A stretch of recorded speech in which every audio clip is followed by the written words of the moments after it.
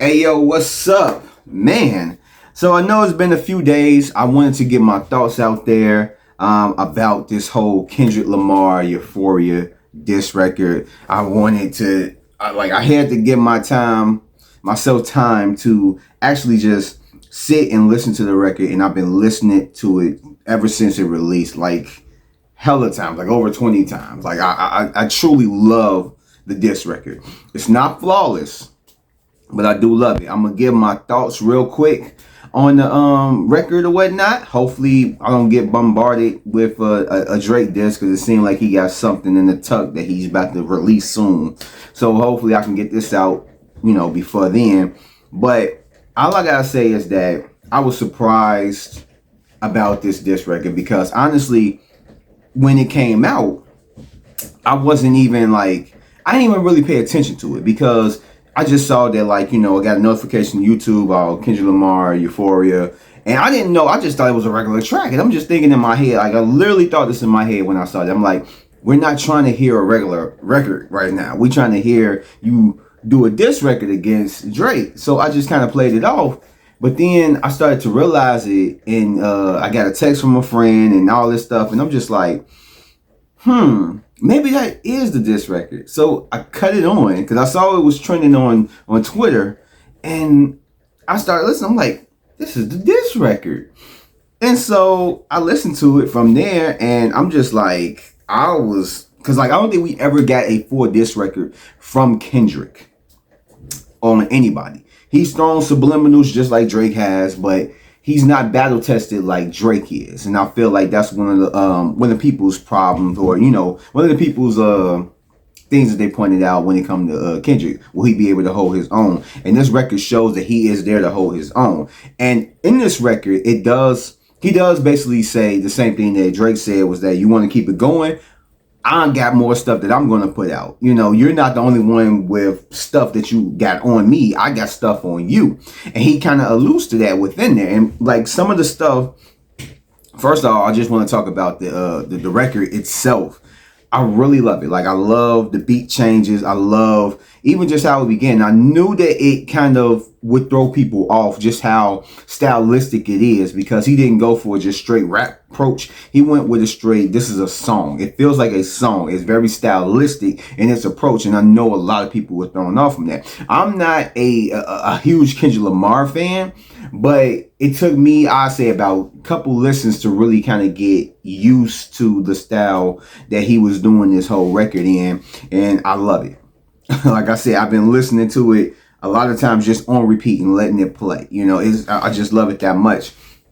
It starts off with Richard Pryor, and like his words being played backwards, going like, everything they say about me is true, which it could be alluding to Kendrick, or it could be alluding to Drake. Kendrick on the boogeyman aspect, and how people just saying like he's going to get him or whatever. That could be true, or it could be going toward Drake as far as whatever they've been saying about him in a negative light is true about him. And so, my bad, I keep hitting the desk. But I love everything that's revolving around it. As far as the lyrics goes, I love a lot of the stuff that he hit. Like, this is one of those songs where you have to keep listening to it. You have to listen to it several times in order to get a lot of stuff that he was saying, talking about people want to be a demon until they get chipped by a throwaway. Talking about his verse on Like That. That wasn't even that major for Drake to react the way he did, and that's basically what he was touching on. And he basically went in a more psychological approach, which I really like, and I believe that a lot of people, including myself, thought that this is how he was going to go, and that's the best way to do it. A lot of times when it comes to rap battles, you want to try and get the best of your opponent, not just by on the surface or just behind the scenes stuff, but you want to pick your opponent apart if you can. If you have that much psychology, or just if you've watched them and you know that you can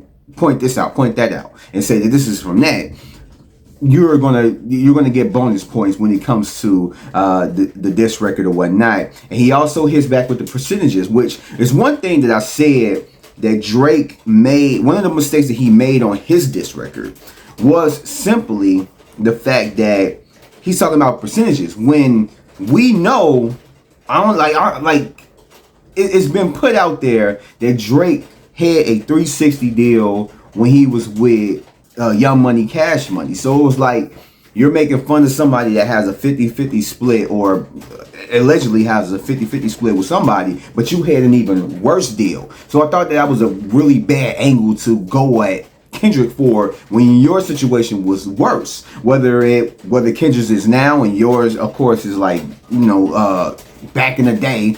But even still, it was like, why would you tease someone about that when you had the same shit but worse? I just thought that was a real weird angle, and I knew that he was going to say something about that. Of course, he was going to have to address it. The song is called Push Ups, and talking about give me 50, so of course that had to be addressed. One of the things that was a head scratcher was the have you ever have you ever bars, and I didn't know what that really pertained to, what he was really trying to go at when he was saying that. I mean, it could be simply meaning that, I've been through more stuff. I may not be out there in the streets like handling stuff myself, but I've been in more like tough stuff than you have. Like, have you ever had to do this? Like if you trying to like prove how hard you are compared to me, and you're trying to discredit me, I've been through more shit. So maybe he could be saying that, but I don't know, like those bars just kind of stand out to me as being like, it feels like it's filler, honestly. And then he talks about Cole up in there. Like, Cole is not escaping. I'm just surprised that he didn't go hard on this guy. But he talking about his 3 goats left, and 2 of them are hugging and kissing on stage, which is a dope ass line. Cole, I don't know if he's gonna go even harder on Cole on the next diss record. I hope he does, because Cole has to know that if you put yourself in this in the line of being fired at, you better be prepared to either hit back or, I don't know, wear a vest, because you about to get them. Like, I don't know, man. But I did like the way he went at them and saying that, like, yeah, these dudes, they clicking together. It's whatever. I'm by myself. Fuck the big 3. It's just big me. He's going on with that, comparing himself to YNW Melly. Of course, you guys know I had to find out during this line and hearing people talk about it, about this is a guy who allegedly killed 2 of his best friends or whatnot, basically kind of like comparing himself to, Drake and Cole about that.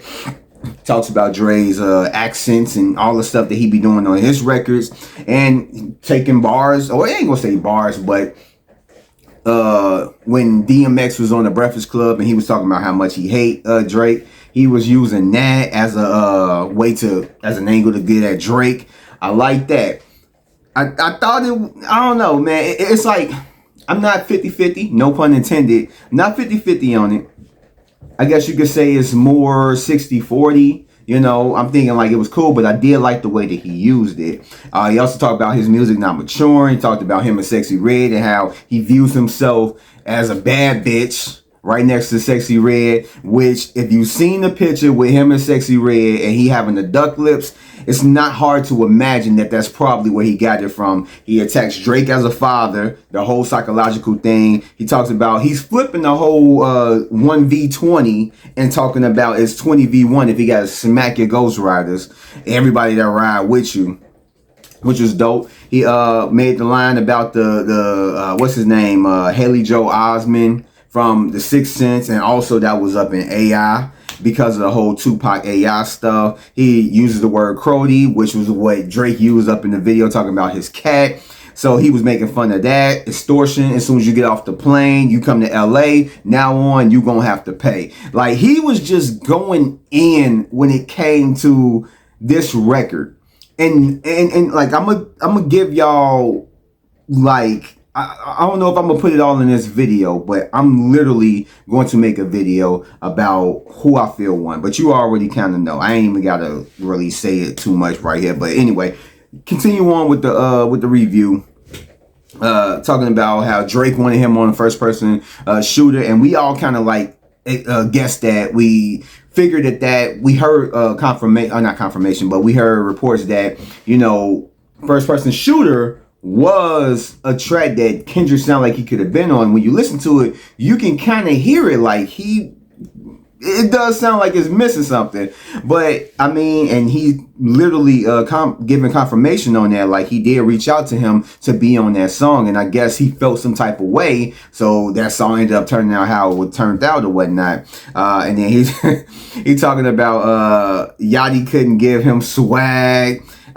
He's talking about how cringy it is for Drake to say the N-word. And he was just, and that was like 2 big points. Those are things he wanted to emphasize, especially how it ends. We don't want to hear you say no more. I don't say the N-word, so you ain't about to hear me say it. And then he basically, like he said with Drake, that he has more to say. And he's also was critiquing his taste in women and talking about that's not just me, that's how the culture feeling, so he was going in. And then he also mentioned one of the things that we found out that is basically like a confirmation that Drake did was put a cease and desist on Like That. And he pointed that out, saying you try to put a cease and desist on Like That. Oh, you didn't like that track, And I'm like, that's crazy. And then we end up finding out that he really did. He's trying to get it stopped, played on radios and stuff. He's trying to block it. And that's like crazy that a person like Drake would do. But I mean, honestly, there's stuff like that you've heard in the industry. I'm pretty sure that like hip hop heads, people that's really like at the ears to the industry, probably even heard stories like this way back in the day for as long as it's probably as hip hop has been around. Maybe not like in the beginning, but it's probably people having that power play. They don't want this to be played and everything else. And I get the sentiments of it, but it does make Drake look bad. It really does make him look really bad. And it brings us back to the Rick Ross stuff, what he said about the French Montana track and everything. So it's crazy. But one of the things that I see people are talking about, which I can see why they feel it's a negative on the track itself. I don't really see it as a negative. I feel like it depends on how you use it. And I know a lot of people talking about like he kind of loses points from reusing lines that other people have said, talking about the pushing T. And I guess Joe Budden said that when he was dissing him back in the day, talking about like you will push a T, but you wouldn't push T, but you will push buttons or something like that. And then having problems being black. Of course, Rick Ross called him white boy, and then Pusha T said that on his records, talking about how like afraid to grow his afro because he wouldn't nap enough or something like that. So those are some of the bars that I guess because Kendrick does go heavy on the whole having a problem being black and how many black features are you gonna have until you feel black enough. So and as well as the fake ass, Rick Ross put that, or not even Rick Ross. Rick Ross talking about the nose, but the whole fake abs thing about him being a father, that's Pusha T done said that. The Ghost Riders, of course, Meek Mill and Pusher. So I don't know, like I look at it as, and I know I said Pusher. I know people look at it as like, yeah, it's kind of lazy to do, but it's like those are things to talk about with him, and I guess it's all in how they say it. If like you put it in a certain type of way, the wordplay, the metaphor, the however you want to put it, maybe to make it better. But I don't look at it as a negative. I do feel like he should have phrased these stuff differently, certain things. But I mean, honestly, to me, when he said how many black features you gonna have until you feel black enough, to me, that's a hard bar. Like, I'm not about to sit there and be like, that was just lazy. That was a hard bar. And he said several things that's closely related to that. The whole Tommy Hilfiger and FUBU stuff, and the way that he phrased that, I like the way he phrased that. Nobody can say that was whack or lazy. That shit, I liked it.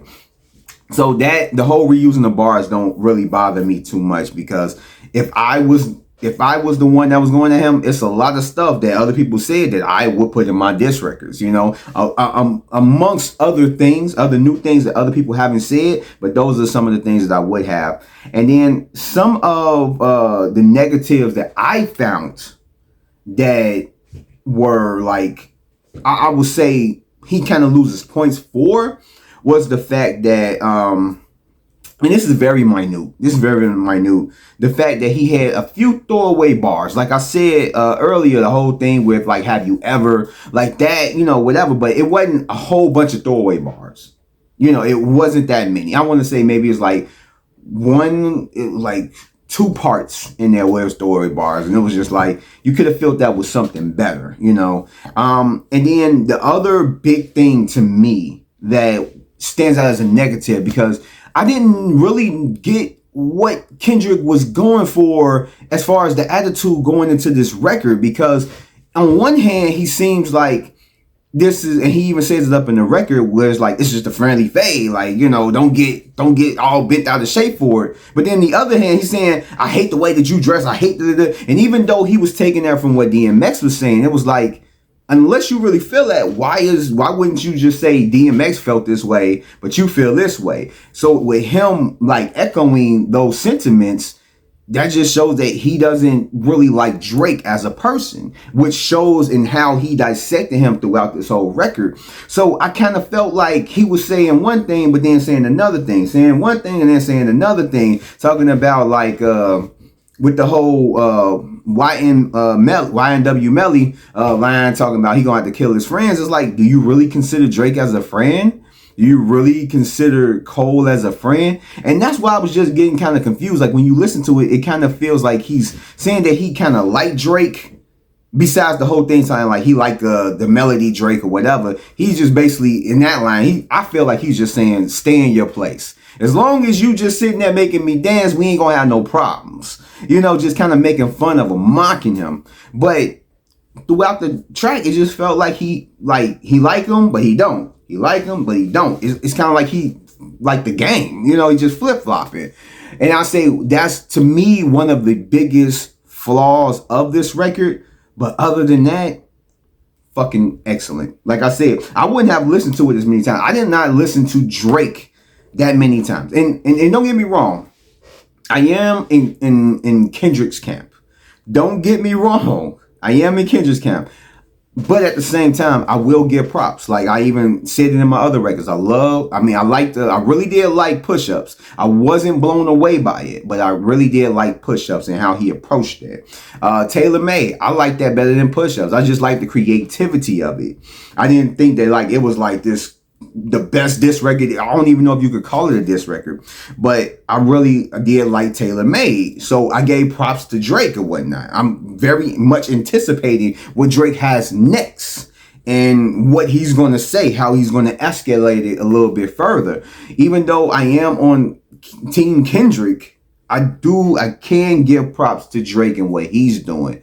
And so you can look at it as like, oh, he's biased, but I'm just letting you guys know that I'm not directly down the center, but at the same time, I'm going to give props to whoever is doing good. I'm not one of those people that's saying like, oh, whatever Dre said is just garbage. Just like other people will look at Kendrick's stuff and be like, oh, whatever Kendrick says is garbage. And the thing is, anybody that looks at this record and says that this record is garbage did not listen to it, did not really pay attention to what Kendrick was saying. And I hate the whole argument of everyone talking about giving excuses to Drake. If you want to give excuses to Drake, some of the biggest excuses, he was on tour, that's why it took him so long. Fuck that. You have several examples. Even his mentor, Lil Wayne, was recording new material while on tour. So you can't tell me that it should have that he had to wait till he got off a tour. No. You can't tell me that that's an excuse. It's not. And then talking about, he dissed all these different people on the record. Okay, that's no excuse, because any great MC, it don't matter how many people on the record, he gonna murder all of them. Either that or don't talk about them. Only focus on Kendrick, because I don't even think Future, definitely Metro Boomin, maybe Rick Ross will, but I don't think The Weeknd or anybody of that nature is going to respond. They're going to come out with their own diss records. I don't even think Rick Ross is interested in making another diss record. I don't even think, unless Drake hit him up on his next record, I don't think Rick Ross is going to come back. So the only person that's really going to come back is Kendrick, and that is the main event. That's the fight that we want to see. So he had his options. He didn't have to talk about Future and everyone else. He chose that. Or he could have made the record about Kendrick. Did that. Bam. And gave Future his own record. Bam. Gave Metro Boomin his own record. Bam. Gave Rick Ross his own record. Bam. Weekend. Bam. He could have did it any other way. So to say that that was an excuse for why it may not have hit as hard as it did, no. You're giving excuses to a person who had the option to choose not to diss all these other people and focus on one person. He chose that, and he just had to do it the way he did it. I did like the way that he did do it. Don't get me wrong. He came at it good.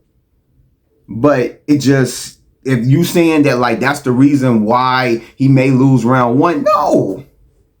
No, you cannot get out of the excuse there. And so at the end of the day, when it comes to Kendrick, his was more precise. He threw a little jab at Cole, but most of his shots, just like in Like That, was aimed toward Drake. And that's all that needs to be said. It's like his focus is on Drake, no one else. And I get that like it's a whole bunch more people against Drake. Cool, whatever. But at the same time, Drake can go at whoever he wants to. If he wants to divide his attention, cool. But if you don't really if you're not able to execute your mission, your objective, because you're spreading yourself to do a whole bunch of different stuff, a whole bunch of different things, then you have no one else to blame but yourself. But in any case, so I don't know. I think I'm gonna end it right there. This video is already too long. But I mean, honestly, besides the little rant I just had, this record is the more superior record. Now, don't get me wrong. This ain't no ether. I'm not saying that it's a nuclear bomb. Drake can't respond and nothing like that. I never even felt it. Even after the like 20th time that I've listened to it, I didn't feel like it was an ether. I didn't feel like it was a knockout punch. I did not feel that way. Don't get it twisted. I'm not hyping it up that much. I liked it way more than I did push-ups.